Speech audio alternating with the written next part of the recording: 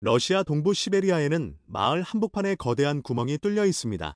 구글 맵으로 보면 그 모습이 마치 외계행성이라도 보는 것처럼 독특한데 거대한 싱크홀이 생겨 끝을 볼 수 없을 정도로 깊죠. 처음 이를 목격한 사람은 화산이 폭발한 분화구라고 생각하기도 하고 어떤 이는 운석이 떨어진 흔적이라고도 하고 또 어떤 이는 거대한 싱크홀이라고도 생각합니다. 그런데 이곳은 그 이름에서 알 수 있듯이 광산입니다. 바로 미어, 광산인데요. 이렇게 거대한 구멍이 생긴 것은 인간의 욕심 때문입니다. 다이아몬드라는 보석을 캐기 위해 땅을 파내려가기 시작한 것인데 그 깊이가 525m의 직경이 1200m에 달하죠. 그래서 이 지역에서는 헬리콥터가 비행할 수 없습니다. 그 깊이로 인해 엄청난 하강기류가 발생하기 때문에 헬기 사고가 잦기 때문인데요. 미르 광산은 전 세계에서 가장 큰 노천 다이아몬드 광산입니다. 1957년부터 다이아몬드를 채굴하고 시작했고 이후 44년 동안 원석을 캤죠. 당시 전 세계 다이아몬드 공급량의 25%를 이곳에서 채굴했다고 하니 광산의 크기와 다이아몬드 양을 짐작할 수 있는데요. 하지만 2001년부터 지상에서의 채굴을 종료했지만 여전히 땅속에는 다이아몬드가 존재합니다. 그래서 거대한 굴착기를 이용해 지하에서 다이아몬드를 찾고 있다고 하죠. 지하로 파내려가며 지구에 깊은 상처를 내는 것은 그 희귀하다는 다이아몬드를 찾기 위함입니다. 인간의 욕심이 결국 또 한 번 지구에 생채기를 냈습니다. 그런데 희귀하기로 치자면 다이아몬드보다 더한 가스 한 종류가 전남 광양의 한 섬에서 극비리에 생산되고 있습니다. 도대체 광양에서는 어떤 일이 벌어지고 있는 것일까요? 작년 말부터 전 세계 주요국을 중심으로 자국 반도체 산업 육성을 위한 대규모 지원을 시작했습니다. 우선 미국이 반도체 산업 발전과 기술적 우위를 유지하기 위해 348조 원을 투자하기로 했고 유럽연합 역시 57조 원을 투입하는 반도체법에 합의했죠. 한국 역시 반도체 공장의 인허가 기간을 단축하는 국가첨단전략산업법 개정안이 작년 연말 국회 본회의를 통과했으며 세제 개편안을 마련해 올해부터는 기업이 반도체 산업시설에 투자하는 금액에 대해 세액을 공제해주기로 했다는 소식이 전해졌습니다. 아직 중소기업 및 대기업 등에 대한 관련 세액 공제율이 확정되지는 않았으나 퍼센트의 문제일 뿐 정부는 기업들로 하여금 반도체 산업에 집중 투자를 유도하고 있는데요.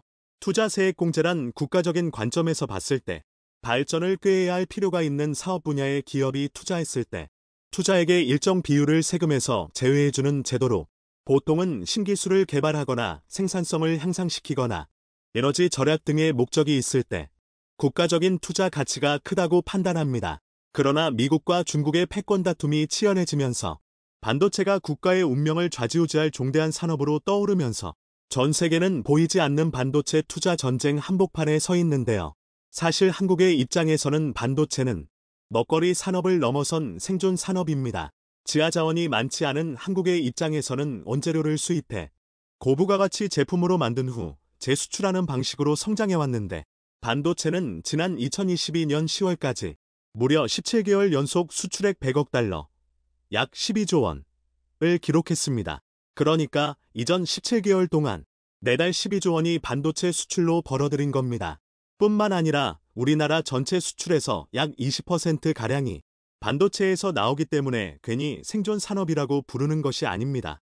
대표적으로 삼성전자의 경우 2021년 반도체 전체 매출이 약 90조 원을 기록해 미국의 인텔을 2위로 밀어냈습니다. SK 하이닉스가 세계 3위에 포진하고 있는데 이는 단순히 국제적인 순위나 즐기자고 있는 산업이 아닙니다. 생계가 달린 문제죠. 삼성전자의 경우 약 6만 5천 명이 반도체 관련 분야에 종사하고 있고 스카이닉스는 3만 명에 가까운 직원이 있습니다. 여기에 하청업체 등까지 합한다면 그 수를 헤아리는 것조차 무의미해지고 만약 우리나라에서 반도체를 쏙 뺀다면 그 피해는 상상하기도 어렵습니다. 전 세계적인 반도체 수급 문제와 반도체 경쟁이 격화되는 와중에 봄철 단비처럼 기분 좋은 소식이 전해졌습니다. 반도체 핵심 부품의 일부를 이제 국산화가 가능해졌다는 것인데요. 혹시 반도체용 특수가스를 알고 계시나요? 특수가스는 포토 공정과 에칭 공정 등 반도체를 제조하는 모든 과정 중 미세 작업에 사용되는 필수 소재입니다. 이러한 특수가스의 소비가 증가하는 이유는 반도체가 고도화되고 있기 때문으로 스마트폰뿐 아니라 자율주행 자동차, 사물인터넷, 데이터 센터 등 반도체를 필요로 하는 산업이 급성장하면서 모든 공정 과정이 정밀화됐습니다. 디램의 경우 나노 단위의 미세화가 진행되고 있고 3D 낸드 플래시는 200단까지 쌓아 올리는 것이 기술력의 척도가 되었죠.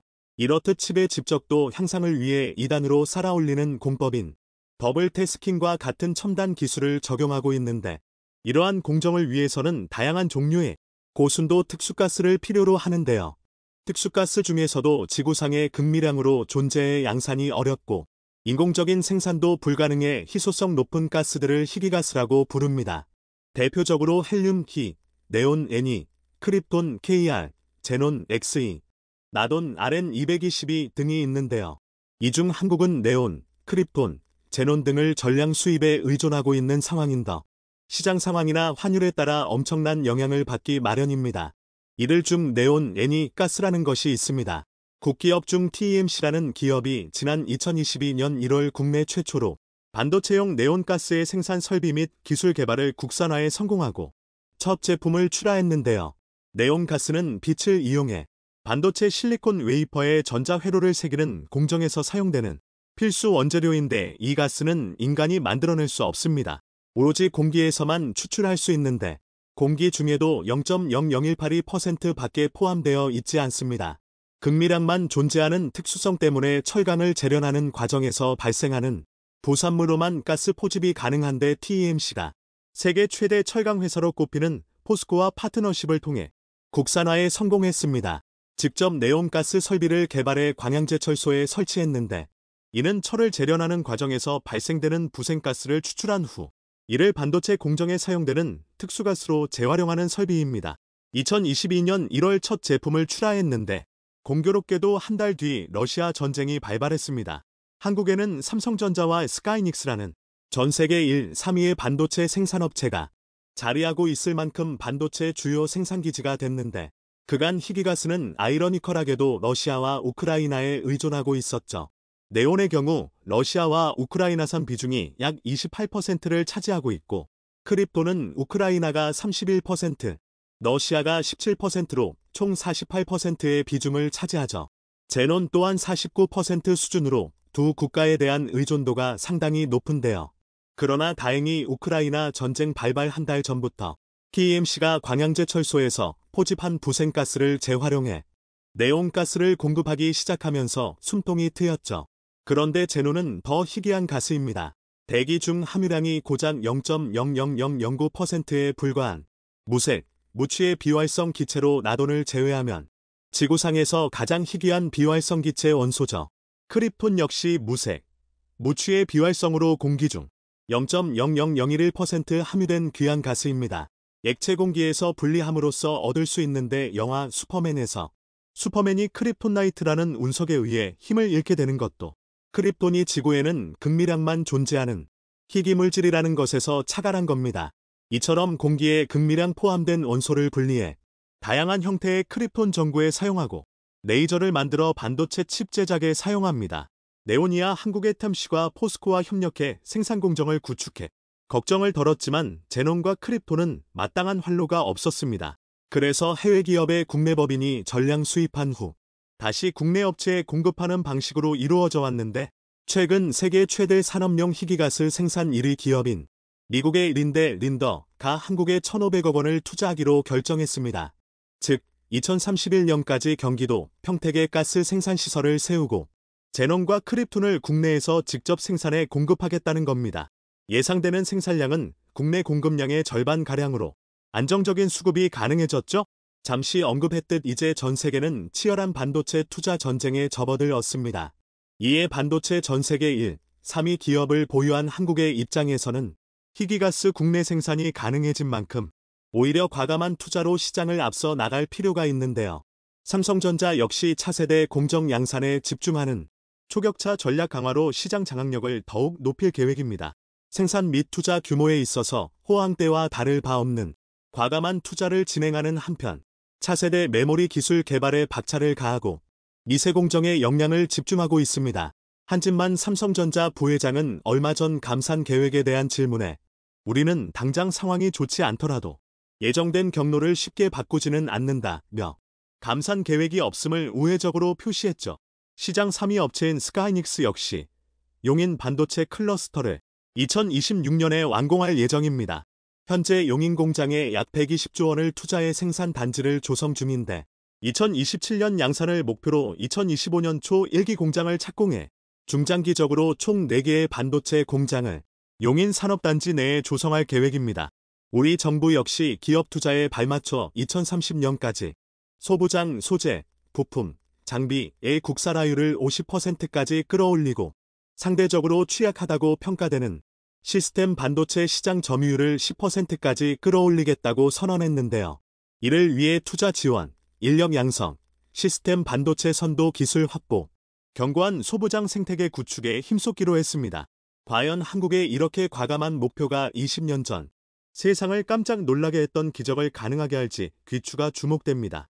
국제적으로 석유의 가격이 크게 상승하고 있습니다. 중동에서 제5차 중동전쟁이 벌어질 가능성이 생기면서 중동 국가들이 석유를 무기로 한 석유 감산 정책, 그리고 또 이스라엘의 친한 나라들에 대한 석유금 수조치 등을 진행할 가능성이 생길 우려까지 생깁니다. 특히 발등에 불이 떨어진 나라는 북한입니다. 북한은 사실 석유를 많이 필요로 하는 산업구조 단계에까지 이르지는 못했지만 김정은이 목표로 하는 산업화에는 석유는 매우 필수적인 상황입니다. 하지만 석유값이 이렇게 오르는 상황에서 심지어 중국이나 러시아도 북한에 석유를 판매할 리는 미지수입니다. 현재 북한 신의주 근처에는 봉화화학 공장이라는 1978년 중국의 지원하에 만들어진 거대한 석유화학 단지가 조성돼 있습니다. 그런데 북한 당국이 이 근처에서 석유를 시추하려는 움직임이 포착됩니다. 만약 이곳에서 석유가 발견된다면 아직까지 많은 석유를 필요로 하지 않는 북한 산업 구조 특성상 예상 밖의 지원 자급 자족 기능성을 생각하고 있는 것 같습니다. 영국 BBC 방송이 압록강 인근 위화도에서 북한이 비밀리에 원유 탐사를 하고 있는 것으로 알려지고 있다고 보도했습니다. 원유 탐사가 이뤄지고 있는 지역은 놀랍게도 이성계가 개성으로 최군했다는 위화도가 있는 장소로 북중 절경지대입니다. 그런데 북한이 압록강 하구 유역에 대한 점유력을 강화하고 나서면서 북한의 압록강 유역에 대한 지배권의 문제가 생긴 것이 아닌가 하는 우려가 나오고 있습니다. 북한 압록강 하구에 대량으로 석유가 매장되었을 것이라는 분석이 제기됩니다. 이는 2018년도부터 북한이 이화도 일대에서 석유 탐사에 나서고 있다는 분석인데 이는 영국 측으로부터 나온 분석으로 신뢰도가 상당히 높습니다.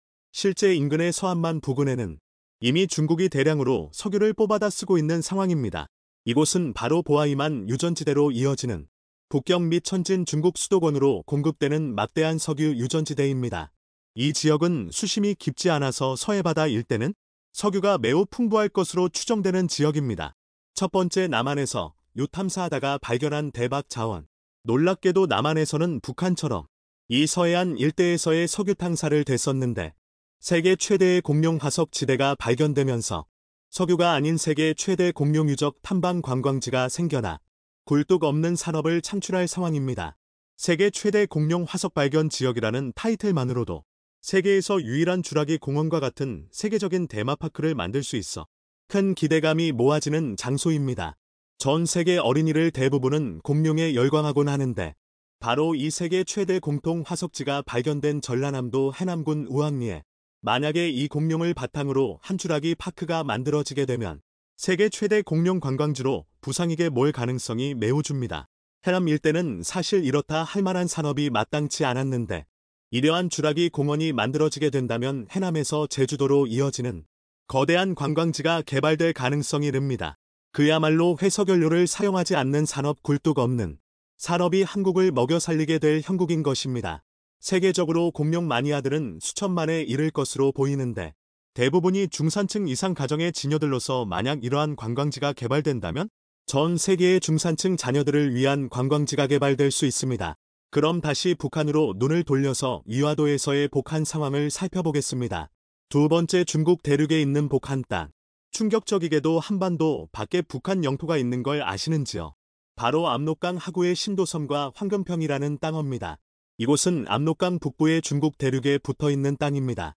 문제는 북한과 중국 사이 위화도에서 이러한 석유 탐사가 이뤄지고 있는데 이는 자칫 중국이 압록강 하구에 대한 여유권 분쟁에 나서게 할 가능성을 높인다는 것입니다. 당초 황금평과 신도섬은 중국과 북한이 서로 협력해서 중국의 선전이나 제1선 개방도시들과 같은 개혁 개방도시들로 탈바꿈시킬 신시가지를 개발하려 했습니다.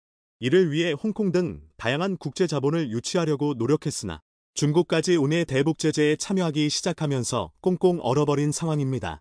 이 금사라기 같은 땅을 그냥 논밭으로 사용하고 있는 것입니다. 그런데 2018년도부터 영국 매체에서는 이 일대에서 북한이 석유 탐사를 진행하고 있다는 보도를 내놓으면서 상황이 달라지고 있습니다. 중국이 황금평과 신도 섬 사이의 북한 국경을 뚫고 압록강 방향으로 지속적인 간척 사업을 벌이고 있는 것입니다. 그뿐만이 아닙니다. 신도섬으로부터 더 하구 쪽으로는 거대한 항만시설을 만들어 놓고 하시라도 북한 쪽으로 내려올 수 있는 일종의 군사시설을 만드는 게 아니냐는 우려가 나오는 것입니다. 만약 이곳에서 진짜 석유가 발견되는 날에는 현재는 북한이 압록강 하구의 영유권을 실질적으로 소유를 하고 있는 상황이지만 중국이 압록강 하구의 영유권을 다시 되찾아가게 될 가능성도 있는 것입니다. 세 번째, 북한도 손 놓고 있는 중국의 압록강 침범. 그런데 문제는 북한이 중국의 찍소리도 못한다는 것입니다. 압록강 하구의 황금평과 신도섬 사이를 중국이 사실상 북한의 국경을 뚫고 압록강 방향으로 간척 사업을 진행하고 있음에도 불구하고 북한 당국 북한 연안경비당국은 그것에 대해서 찍소리를 못하고 있다는 것입니다. 중국에 대해서 반항을 하는 날에는 중국의 식량줄이 끊겨버리고 압록강 조중 국경이 닫혀버리는 날에는 북한은 완전히 출구가 닫혀버린 나라가 되는 상황이기 때문입니다. 한편 김정은 위원장은 과거 중국과 교역을 담당을 전담하던 중국동 인맥들을 대거 숙청한 것으로 알려지면서 중국과의 관계 악화를 진화할 인물들이 없다는 문제에 봉착한 것으로 보입니다. 게다가 최근 북한은 중국과의 관계 완화 대신 러시아와의 관계를 강화하고 나서면서 중국과의 관계가 점점 악화되고 있는 상황인데 중국과의 이러한 국경 문제를 해결할 실무진들이 있는지 미지수인 상황입니다. 네 번째, 야금야금 북한 국경 침범하게 될 중국. 중국은 과거 트럼프에게 이렇게 말했습니다. 북한은 중국 땅이라는 식으로 오랜 세월 북한을 중국이 다스려왔다는 식으로 북한이 마치 중국의 속국인 것인 양 트럼프에게 말했던 것으로 알려지고 있습니다. 북한과 관계를 정상화하려던 트럼프의 계획 중에 중국이 경고를 날린 것으로 보입니다. 즉 중국이 북한에 대한 영유권을 갖고 있는 것처럼 인식하고 있다는 것으로 볼 이지가 있는 것입니다. 문제는 북한이 러시아와의 관계를 강화하면서 중국과 관계가 점점 악화되고 있고 또 북한이 서방 국가들과의 관계가 악화되고 있다는 것입니다. 북한이 차선을 선택할 나라가 점점 사과지고 있는 것은 큰 문제가 될 수 있는 것입니다. 즉 중국이 북한 국경을 야금야금 침범해도 도와줄 나라가 아무도 없고 이를 해결하기 위한 실무진도 없는 상황에서 그대로 당하고만 볼 수밖에 없는 상황이 연출되고 있습니다. 다섯 번째, 복중 간 분쟁 화약고 될 압록강 하구. 압록강 하구는 북한 중국 간의 실질적인 국경 분쟁이 야기될 수 있는 지역이 될 것으로 보입니다. 실질적으로 중국과 북한이 충돌하는 상황이 오게 되면 압록강의 국경 획정이 제대로 이뤄지지 않은 문제 등으로 일어날 가능성이 있고 무엇보다 압록강 하구에서 채굴될 수 있는 막대한 양의 석유에 대한 점유권을 강화하기 위해 북한이 움직일 수 있는 문제가 있습니다. 즉 북한과 중국 간의 외교관계가 악화될 수 있는 상황 속에서 한국은 북중 국경 특히 압록강 하구의 상황을 매우 눈여겨봐야 하며 주시해야 할 지역 중 하나로 봐야 하는 상황입니다. 오늘은 북한의 국경 상황을 알아보았습니다. 고유가 시대를 살아가는 우리에게 날로 높아지는 기름값은 가정에 엄청난 부담입니다. 인천에서 한국이 평생 써도 모자랄 석유를 만든다? 그런데 최근 인천에서는 조금 과장해서 한국이 평생 써도 모자랄 석유를 만들어내고 있습니다. 이 석유는 잘 다루기만 하면 한국이 평생 써도 모자랄 양이고 어쩌면 중동 국가들보다 더 많은 석유를 확보할지도 모르는데요. 이 기적 같은 상황을 보기 위해 영국 대기업 CEO가 직접 방문 독점 계약 체결. 중국은 이 기름을 사기 위해 정부가 직접 나섰습니다. 지금 주위를 보면 쓰레기 문제나 공기오염으로 지구는 몸살을 앓고 있습니다. 인간이 생활하면서 발생하는 쓰레기, 즉 폐기물은 날로 증가하지만 분리수거 외 그것을 처리할 방법은 마땅히 찾기 어렵습니다. 폐기물은 인간의 생활 또는 산업활동 과정에서 발생된 쓸모없어진 물질로서 가정에서는 음식물 쓰레기, 음식 포장용기 및 종이 등이 발생하고 산업체에서는 폐목재, 고철, 폐유, 폐합성수지, 폐비닐 등등이 발생합니다. 환경부에 따르면 인간이 한평생 살면서 배출하는 생활 쓰레기가 무려 55톤에 이른다고 하는데, 산업 구조가 고도화될수록 그 폐기물의 종류가 다양해지고 그 양도 기하급수적으로 늘었죠. 그러나 폐기물 중 특히 플라스틱이나 폐비닐은 재활용이 불가능해 환경에 치명적이지만 이들의 사용 비중은 그 편리함으로 인해 매년 증가 추세에 있습니다. 이런 폐기물을 줄이는 가장 좋은 방법은 아예 사용하지 않는 것이지만 현실적으로 불가능하기 때문에 이러한 자원을 다시 재활용하는 방법을 생각해 볼 수 있습니다. 그런데 만약 이러한 폐기물을 처분해 유용한 자원으로 만들어낼 수 있다면 얼마나 환상적일까요? 가령 폐기된 스마트폰에서 금을 추출해낸다든지, 전기차 배터리를 폐기의 하얀 황금이라 불리는 리튬을 추출해낸다든지 하는 방식으로 폐기물을 재활용한다면 새로운 리듬을 채굴하기 위해 소요되는 금전적, 환경적 비용이 절약될 겁니다.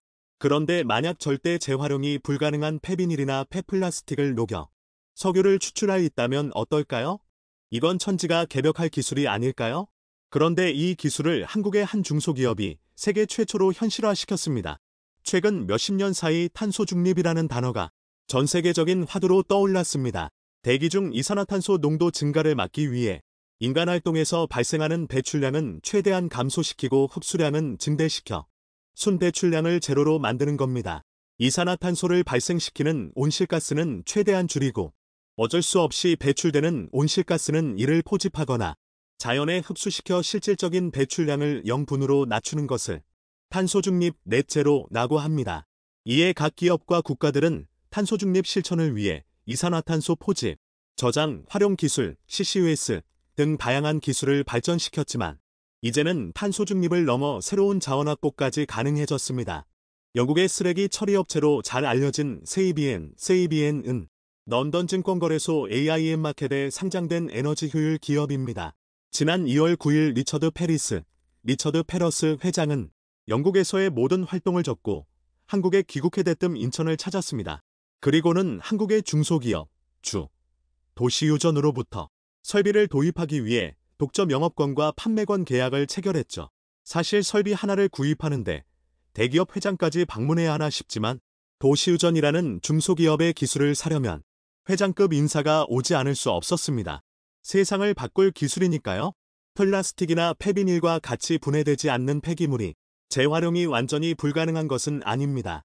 일부는 이 플라스틱이나 폐비닐 중 재활용이 가능한 일부를 세척한 후 이를 녹여 다시 새 제품으로 만들기도 합니다. 그리고 전 세계적으로 석유에서 추출해 만든 이 폐기물을 불에 녹여 다시 원료 또는 유리로 환원하는 유화환원 기술이 연구 중이지만 환경오염물질 배출과 고비용이라는 치명적인 단점을 해결하지 못한 상황입니다. 만약 400도 이상의 열을 통해 플라스틱과 폐비닐을 녹이면 이 열을 가하기 위한 화석연료가 필요하고 이들을 녹이는 과정에서 또 다른 환경오염물질이 발생됩니다. 그러나 도시유전은 이 두 문제를 해결했습니다. 이를 태우는 방식이 아니라 파장을 통해 낮은 온도에서 녹이는 방식을 세계 최초로 개발했기 때문이죠. 도시유전의 정명훈 대표가 개발한 파동에너지를 이용한 폐플라스틱 분해처리 기술은 세계 최초로 열분해 기술이 아닌 파장을 이용해 폐플라스틱을 분해하는 원천 기술입니다. 자체 개발한 세라믹볼에서 발생된 파장으로 플라스틱과 비닐을 분해한 후 다시 원래 모습인 석유로 되돌리는 기술인데요. 플라스틱이나 비닐이 석유에서 추출된 납사 등으로 만들어지는데 이를 다시 석유로 되돌린다는 것은 불가능해 보였지만 정영훈 대표는 이를 분자 고리를 끌어내는 기술로 해결했습니다. 간단히 공정을 살펴보자면 우선 폐플라스틱 및 폐비닐 등 원료를 특수용기에 담아 원형 탱크로 투입식입니다. 이 원형 탱크에는 특수 설계된 세라믹 볼로 잔뜩 채워진 설비가 장착되어 있습니다. 이 세라믹 볼이 중요한 도구입니다. 세라믹은 쉽게 말하면 돌인데 우리가 보통 온돌이나 강한 햇빛을 쬐인 자연석에서 발생되는 파동에너지를 원적외선이라고 부릅니다. 그런데 세라믹에 열을 가하면 세라믹 역시 원적외선을 발생시키는데 정영훈 대표는 이 파동을 석유화학 물질의 탄소결합 분자와 동일한 파장을 가진 에너지를 주사하면 플라스틱 분자 간 연결고리를 끌어낼 수 있다고 확신했습니다. 이러한 상상은 전 세계 많은 연구자들이 매달려왔으나 실패했고 정영훈 대표가 세계 최초로 이 파장의 비밀을 찾아내 다시 석유로 환원시키는 데 성공했습니다. 환경오염물질을 발생시키지 않아 지구를 지키면서 폐비닐 및 폐플라스틱 등 재활용이 불가능한 진파 폐기물에서 석유를 뽑아냈으니 이보다 더 훌륭한 기술은 찾아볼 수 없죠. 만약 이 기술을 고도화시킨다면 남한의 70배에 이르는 태평양 거대 쓰레기섬의 플라스틱을 전부 가져와 석유로 환유할 수도 있고, 코로나 시대의 쓰나미처럼 밀려드는 플라스틱을 전부 석유로 되돌릴 수도 있습니다. 이렇게 환원된 석유는 산업화 시설에 재투자할 수 있기 때문에 어쩌면 유전보다 더 확실한 석유 확보 방법이 될 수 있습니다. 설사 그렇지 못하더라도 현재 방치된 쓰레기의 약 30%만 석유로 환원할 수 있다면 그 자체로 친환경입니다. 사실 정영훈 대표가 개발한 세라믹봉에서 방출되는 파장에너지, 원적외선을 이용한 폐플라스틱 환유환원 기술은 그에게 우연히 제기된 질문에서 비롯됐습니다. 한국의 한 열분의 회사가 생산한 기름이 굳어버리는 왁스와 현성을 세라믹 볼로 해결할 수 있는지를 도시유전에 문의해왔는데, 그의 아버지 정응재 씨는 세라믹 기술을 최초로 개발한 인물입니다. 이 기술의 모태는 선박용 연료 절감 장치인데요. 선박의 연료로 사용되는 중지류, 빈커시유를 세라믹 봉에서 발생되는 파장에너지에 노출시키면 순간적으로 경질유로 환원되는 원리입니다. 현재 부산에서 운행되는 많은 선박들이 실제로 이 연료 절감기를 장착해 연료비를 절감하면서 환경보호에 앞장서고 있는데요. 도시유전에서는 이 굳어버린 기름을 세라믹 파장을 이용해 액상화시키는 데 성공했고, 동일한 테스트를 플라스틱에 시도한 결과 석유로 환유하는 데 성공했죠. 이 세라믹 파장을 발생시키기 위해서는 열을 세라믹 봉에 가해야 하는데 전체 공정에서 발생되는 온도가 300도를 넘지 않습니다. 원천적으로 환경 유해 물질의 발생을 차단하기 때문에 400도가 넘는 기존의 열분해 방식과는 차원이 다른 기술인데요. 그래서 도시유전의 설비가 가동되는 공장에는 굴뚝 등 배출 설비가 없는 것이 특징입니다. 그런데 이런 의심이 들 수 있습니다. 과연 인천의 수도권 매립지 한 건에서 추출된 석유를 실제 연료로 사용할 수 있느냐 말이죠. 지난 2021년 4월 이와 관련한 중요한 실험이 진행됐습니다. 한국중부발전과 글로벌 석유화학기업 인파이니엄은 도시유전에서 생산된 기름을 직접 수령해서 자체 품질 테스트를 진행했는데 결과가 놀라웠습니다. 인피니엄은 도시유전이 생산한 중지류는 해상 선박용 기름으로 쓰기에 완벽하고 2차 최종 정제유는 등유 수준의 품질을 가졌다는 결과를 보고했습니다. 한국중부발전은 보일러 가동을 위해 해당 연료를 테스트한 결과 도시유전이 추출한 기름은 산업용뿐 아니라 선박용으로 쓰기에 적합하다고 직접 밝히기도 했는데요. 세계 최초로 이러한 기술을 상용화시킨 덕분에 전 세계의 모든 시선이 도시유전에 쏟아졌습니다. 우선 독점 영업권을 산 영국의 세이비에는 이 설비를 도입하기 위해 이미 영국, 캐나다, 아일랜드의 부지를 확보해뒀는데, 이 부지에 도시유전 설비를 설치하고 이를 기반으로 영국을 포함 유럽 전역에 이를 도입할 계획입니다. 최초 24톤 설비를 시작으로 96톤까지 이를 늘려갈 계획이라고 하죠. 이날 자리에 참석한 영국의 아단 폭스 박사는 한 행사에서 도시유전의 기술을 접한 후 상당히 충격을 받았다고 알려졌습니다. 이 사실을 영국으로 돌아간 후 적극적으로 알리기 시작했고, 영국 캠브리지대 멜빌 연구소는 1억 6천만 원의 연구자금을 지원해 학교 내 공동연구소를 설립하기도 했습니다. 박사는 이 도시유전 기술은 이제 실증이 아니라 사업화로 추진할 단계에 이르렀다고 판단해 직접 세이비엔 회장을 데리고 방한했습니다. 뿐만 아니라 스위스에 본사를 두고 미국에서 환경사업을 진행 중인 IQ 인터내셔널 에이지와 합작으로 미국 시장도 진출할 계획을 모색 중이고, 도시유전 설비로 최종 처리 후 남은 고형연료의 활용 가능성도 확보했습니다. 친환경 소재 개발 기업은 OCI가 이 고형연료를 가져가 분석한 후 또 다른 친환경 소재로 사용될 수 있는지를 치밀하게 연구 중입니다. 그러나 뭐니뭐니 해도 중국의 적극성이 남다릅니다. 중국 국무원 산하 중국통용기계공정유한공사는 중국 내에서 어마어마하게 쏟아져 나오는 폐비닐과 폐플라스틱 문제를 해결하기 위해 협력약정을 체결하기도 했습니다. 정영훈 대표의 인천 서구 수도권 매립지 공장에서는 매일 6톤의 폐플라스틱을 석유로 환원하고 있습니다. 이를 통해 매일 2,400터부터 5,400m를 추출해내고 있죠. 생산량이 2배 가까이 차이 나는 것은 플라스틱 상태에 따라 시율이 다르기 때문입니다. 최소 40%에서 최대 90%까지 차이가 나니까요. 그가 개발한 플라스틱 및 폐비닐을 활용한 석유 환원 기술은 한국의 입장에서는 환경을 보호하는 유일한 방법이자 획기적인 석유 확보 방법입니다. 그동안 한국은 석유를 중동에 의존해왔고 세계적인 경제 흐름에 영향을 받아 휘둘려왔습니다. 지금 우리가 겪는 고유가 시대가 딱 그러한 상황이죠. 그러나 만약 이 기술을 고도화시키고 발전시켜 더 완성시킨다면 평생 써도 모자라지 않을 석유를 확보할 수 있지 않을까요? 폐허가 된 가자 지구 시가지 위의 하늘로 노란 빛을 내는 성광탄이 몇 발 떨어지고 있습니다. 시가지에서의 야간 작전을 위해 이스라엘이 쓴 것인데요. 같은 날 가자 지구 내부로 이동하는 이스라엘군 기갑 장비들이 포착되는 등 이곳에서의 본격적인 시가전이 시작될 조짐이 포착되고 있습니다. 얼마 전 이스라엘이 가자 지구 북쪽을 포위했다는 소식을 전해드렸었습니다. 이스라엘은 슬슬 포위한 북가자의 시가지로 파고드는 단계로 진행하고 있는데요. 전황 지도를 보면 가자 지구의 허리를 끄는 중부의 점령지에는 팔레스타인 민간인들을 남가자로 대피시키는 회랑이 마련되었습니다. 실제로 이 회랑을 통해 북가자의 많은 민간인들이 대피하고 있는 모습이 드론 영상을 통해 확인되었죠.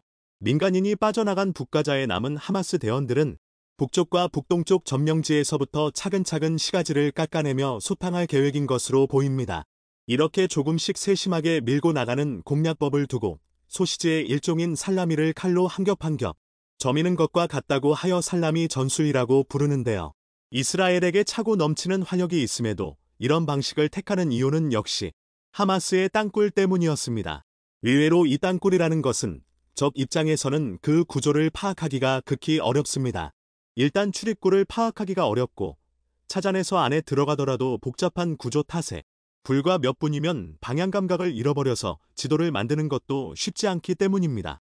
이스라엘은 사전에 일부 땅굴이나마 그 구조를 파악해냈는데 찾아낸 땅굴만 해도 해당 지역 내에 그물망처럼 촘촘하게 뻗어 있는 데다가 심지어 이게 극히 일부에 불과하죠. 이것이 문제가 되는 점은 시가전을 통해 지상을 계속해서 점령해 나가더라도 땅굴이 건재하다면 하마스가 그 밑을 자유롭게 오고 갈 수 있다는 것입니다. 즉 언제 발 밑에서 하마스 대원이 튀어나올지 알 수가 없어서 점령지 안에서도 안심할 수가 없다는 의미입니다. 그래서 이번에 이스라엘은 두 가지 방법으로 가자 지구를 공략하고 나섰습니다. 첫 번째 단계는 이미 끝났습니다. 바로 가자 지구 시가지 건물에 초토화죠. 이스라엘이 건물을 죄다 박살내야 했던 데에는 이유가 있습니다. 건물이 곧 땅굴의 출입구라고 여겨졌기 때문입니다. 땅굴 건설에 있어서 가장 중요한 것은 바로 공기순환입니다. 한국에서도 운전하다가 터널을 지나면 중간중간 천장에 거대한 송풍시설이 붙어있는 것을 보셨을 것입니다. 단순한 터널만 해도 신선한 공기를 원활하게 흐르도록 만들려면 이러한 송풍시설이 필요한 것이죠. 하물며 가자지구 지하를 거미줄처럼 뒤덮고 있는 땅굴이라면 말할 것도 없습니다. 이러한 지하 갱도에서 제대로 된 활동을 하려면 출입구마다 공기순환시설 역시 만들어져 있어야만 합니다. 하지만 이러한 공기순환시설을 버젓이 지상에 내놓으면 이스라엘에게 여기가 땅굴이라고 알려주는 것과 다를 바가 없습니다. 그래서 하마스가 선택한 방법은 이미 지표면을 덮고 있는 건물의 바닥을 뚫어서 땅굴의 출입구를 만드는 것이었습니다. 실제로 이스라엘 측의 실전 증언에 따르면 건물 크기에 비해서 공기순환 시스템이 너무 많은 건물, 밤 늦은 시간까지도 공기순환 시설에 열이 감지되는 건물 등은 대부분 땅굴의 출입구였습니다. 그런데 가자 지구는 그런 건물이 많아도 너무 많았습니다. 땅굴이 그토록 넓게 퍼져 있으니 출입구도 그만큼 많이 필요했던 것입니다. 그래서 이스라엘이 선택한 방법은 가자 지구에 있는 건물 전부에다가 폭격을 가하는 것이었습니다. 폭격으로 건물을 아예 무너뜨리는 것까지는 어렵지만 적어도 땅굴로 동하는 곳 정도는 무너뜨릴 수 있을 만큼의 폭격 세례를 퍼부었죠. 이스라엘이 지상군을 투입하기 전까지의 상황이 바로 이것이었습니다. 연일 가자 지구를 불바다로 만들었던 것은 건물의 초토화를 위한 것이었습니다. 이렇게 밑준비가 완성되자 비로소 이스라엘군은 시가전으로 돌입했습니다. 다만 그렇게 폭격을 해놓고도 땅굴을 완전히 봉쇄했다고는 여기지 않았죠. 실제로는 건물이 아닌 곳이나 공기순환시설이 없는 곳에도 출입구가 있었을 수도 있고 워낙에 땅굴이 많기도 하니 확신을 할 수가 없었던 것입니다. 그래서 매우 조심스럽게 지상과 지하를 불문하고 모든 요소를 하나하나 체크하면서 살라미 전술을 시작한 것입니다. 여기서 지하를 담당하는 것이 바로 이스라엘의 땅굴 전문 특수부대, 야알롬 부대입니다. 땅굴 내에서의 전투에 특화된 이들 특수부대는 각종 첨단 장비로 무장하고 있음에도 매우 불리한 환경에서 싸워야만 합니다. AI 로봇, 적외선 X선 관측 장비, 땅굴 전용 특수 폭발물 등 땅굴 공략을 위한 온갖 장비를 다 갖추고 있는 전문가들이 이들 야알롬 부대인데요. 통신도 GPS도 안 되는 지하에서의 작전을 위해 내시 네트워크 기반 통신 체계를 도입한 것으로도 알려져 있습니다. 전파가 닿지 않는 지하까지 통신을 끌고 가기 위해 투입되는 모든 전투원이 통신을 중계하는 장치를 휴대하는 방식을 일컫는 것이죠. 하지만 이렇게 갖은 애를 썼음에도 불구하고 땅굴은 하마스에게 언제나 유리한 상황을 만들어줍니다. 일단 성인 남성 한 명이 간신히 지나는 좁은 통로입니다. 단 2명도 옆으로는 설 수 없을 만큼 비좁은 통로는 상대가 누가 됐건 간에 1대1 상황을 강요합니다. 방어하는 쪽이 항상 침투하는 쪽의 전력 한 명만을 상대하면 되는 것입니다. 또한 일부러 복잡하게 만들어 둔 구조에서 나오는 지형적 이점, 방어하는 쪽에서는 간단하게 설치할 수 있는 부비트랩 등 쓸 수 없는 장애물이 가로막고 있습니다. 그래서 실제로 야알롬 부대의 실적 역시 상당 부분은 지상에서의 땅굴 파괴 작전에서 나오고 그 밑으로 침투하는 것은 희생을 각오하지 않으면 이들에게조차 쉽지 않은 일입니다. 하마스는 이런 이점을 극대화하기 위해서 지하에 숨어든 채 이스라엘을 끌어들이려는 전략을 취하고 있습니다. 현재 하마스는 침공 당시 붙잡았던 인질들을 땅굴 이곳저곳에 분산시켜 배치해둔 것으로 알려졌고 이스라엘에게는 인질 구출을 원한다면 지하로 내려올 것을 강요하고 있습니다. 다만 이스라엘이 이에 응할 것으로는 여겨지지 않는 상황입니다. 앞서 언급한 바와 같이 땅굴 내에서의 싸움은 이스라엘에게 극도로 불리하고 따라서 이들의 요구에 응해 지하로 내려가더라도 교전에서 승리하고 인질을 구출할 수 있을 것으로는 여겨지지 않기 때문입니다. 그렇다고 내려가지 않는다면 인질을 구할 수 없는 상황. 이스라엘은 진퇴양난의 딜레마에 빠져 있습니다. 이스라엘이 일단 선택한 방법은 땅굴을 봉쇄해 하마스를 고사시키는 것입니다. 전 이스라엘군 부참모 총장 야이르 골란은 이스라엘군은 어떤 상황에서도 하마스의 땅굴로 들어가지 않을 것이라고 말했습니다. 골란은 육군 라디오와의 인터뷰에서 하마스가 매복하고 기다리고 있는 땅굴로 들어가는 것은 심각한 실수가 될 수 있다. 며 입구를 찾아 봉쇄하거나 연기를 보내 적을 밖으로 나오게 해야 할 것이라고 했죠. 또 이스라엘군은 땅굴을 효과적으로 처리할 능력과 모든 지식과 수단을 갖고 있다. 하마스가 땅굴에 머물면 죽음의 함정이 될 것이라고 덧붙였습니다. 지하 작전의 빈도가 적어진 야알롬 부대는 그 대신에 땅굴 파괴로 활약하고 있습니다. 확인된 땅굴 출입구를 모조리 부숴버리고 그 안에서 농성하는 하마스를 가둬놓으면 머자나 이들이 알아서 다른 출입구로 나오거나 아니면 그 안에서 자멸할 것이라는 계산이죠. 야알롬 부대의 근간은 원래 공병 부대. 이번에는 이러한 특징을 살려 특수 장비를 동원한 땅굴 출입구 파괴에 나섰는데요. 이스라엘군은 D9R 대형 전투 장갑 불도저를 앞세워 가자 지구 철조망 장벽을 무너뜨리고 전차, 장갑차 등의 진격에 앞서 동로를 개척하는 영상을 공개했던 바 있습니다. 이 대형 불도저는 미국 캐터필러사의 제품으로 실전에 투입하기 위해 방탄유리와 대전차 로켓 등을 막을 수 있는 펜스 장갑을 두르고 기관총 등 화기를 설치해 승무원의 생존율을 크게 높인 게 특징입니다. 3세대 전차까지도 밀어낼 수 있는 강력한 힘을 갖고 있고 웬만한 구조물도 손쉽게 부술 수 있습니다. 가자 지구 및 레바논 전투에서 메르카바 전차만큼 공포의 존재가 됐지만 이스라엘군에선 테디 베어라는 귀여운 별명으로 불리고 있습니다. 길이 8.1m, 높이 4m로 무게는 48.9톤에 달합니다. 이스라엘은 이를 땅굴 해체 작전에도 동원하고 있는데요. 요아브 갤란트 이스라엘 국방장관은 우리는 모든 땅굴에 도달하여 해체할 수 있는 고유한 솔루션을 보유하고 있으며 이를 실행할 준비가 돼 있다며 우리는 모든 곳으로 접근할 것이며 하마스는 땅굴에서 죽거나 나오는 두 가지 선택지를 갖게 될 것이다. 그리고 우리 군대의 총격에 맞거나 무조건 항복해야 할 것이라고 위협했습니다. 실제로 야알롬 부대는 이미 100여 개의 땅굴을 파괴한 것으로 알려졌는데요. 인질 구출이라는 문제가 남아있기는 하지만 이스라엘은 적어도 땅굴을 외부에서 공략한다는 기조를 버리지는 않을 것으로 보입니다. 이스라엘의 이러한 대땅굴 공략법은 많게든 적게든 한국으로부터 영향을 받은 것으로 보입니다. 그도 그럴게 전 세계에서 땅굴 같은 것으로 고민하고 있는 나라가 한국 외에 달리 없기 때문입니다. 이번 작전에서 존재감을 드러낸 땅굴 전문 특수부대 야알롬 부대, 그리고 이들의 특수 장비 D9R 전투 장갑 불도저. 이 두 가지 모두 비슷한 흔적을 한국에서 찾아볼 수 있죠. 한국은 주한미군 스트라이커 여단과 함께 육군 수기사 제16기 보여단을 중심으로 대땅굴 특수 작전을 훈련시키고 있습니다.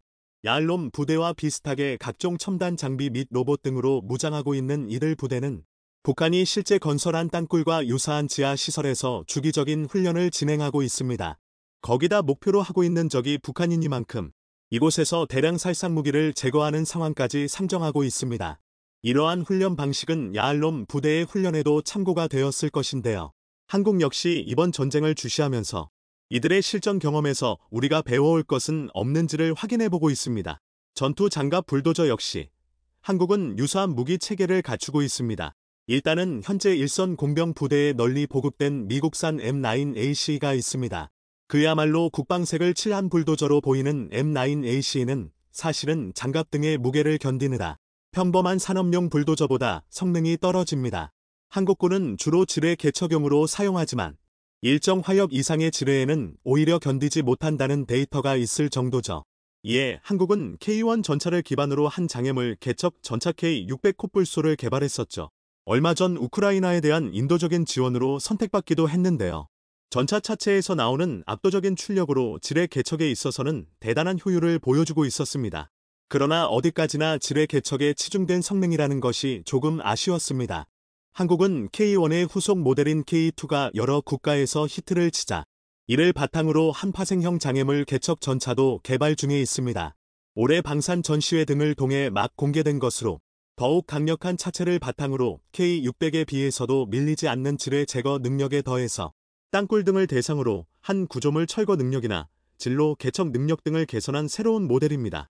이 개발 과정에서도 역시 한국은 이스라엘의 운용 사례를 유심히 보고 참고하면 좋을 것으로 보이는데요. 이스라엘에서 비슷한 체계의 성능이 시시각각 증명되고 있으니 잘 개발된다면 한국이 반사이익을 볼 수도 있어 보이기 때문입니다. 부디 이번 전쟁이 최소한의 희생으로 마무리되길 바라며 한국은 그 안에서 가급적 많은 이득을 얻어갈 수 있으면 좋겠습니다.